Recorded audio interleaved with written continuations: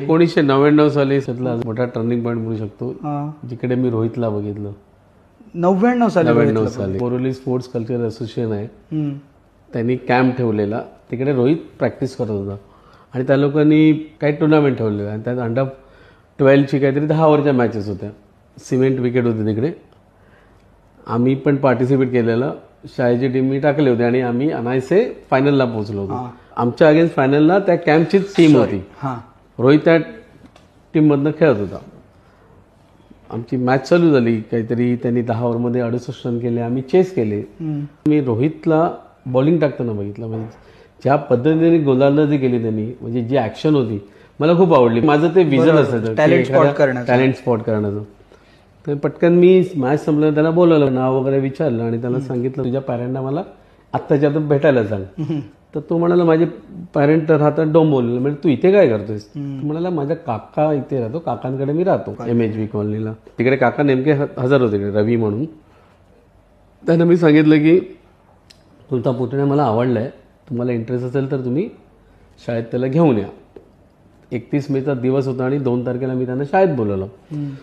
आली शाळेत ते 2 तारखेला घेऊन रोहितला. डायरेक्टर योगेश पटेल त्यांना मी सांगितलं की सर ह्या मुलाचं आपल्याला ॲडमिशन करायचं. ठीक आहे, त्यांनी फॉर्म द्यायला सांगितलं. फॉर्म वगैरे घेतला. आम्ही खाली आलो त्यावेळेस त्यांनी एक प्रश्न विचारला मला, रोहितच्या काकाने, की शाळेची फी किती आहे? म्हटलं आपण जाऊन चौकशी करूया.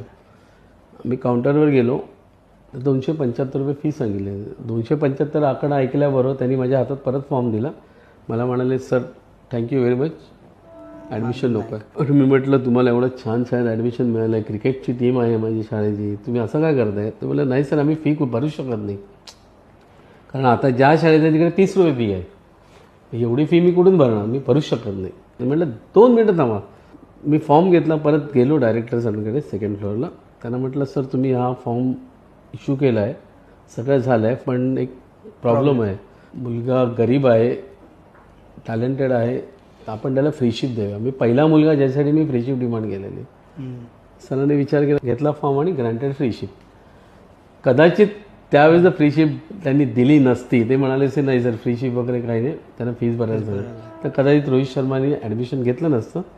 माहीत नाही मला तो खेळला असता की नाही खेळला असता, पण स्कूल क्रिकेट तर तो खेळू शकला नसतो. पण तेव्हा तुम्ही त्यांना बॉलर म्हणूनच घेतलं होतं. हो, त्याला ऑफ स्पिनर म्हणून मी घेतलं. ही काय गंमत आहे की तुम्ही बॉलरला स्पॉट करता, बॅट्समन करता, तुम्ही बॅट्समनला स्पॉट करता, मग तो बॉलर होतो. शार्दूलच्या बाबतीत उलटं झालं.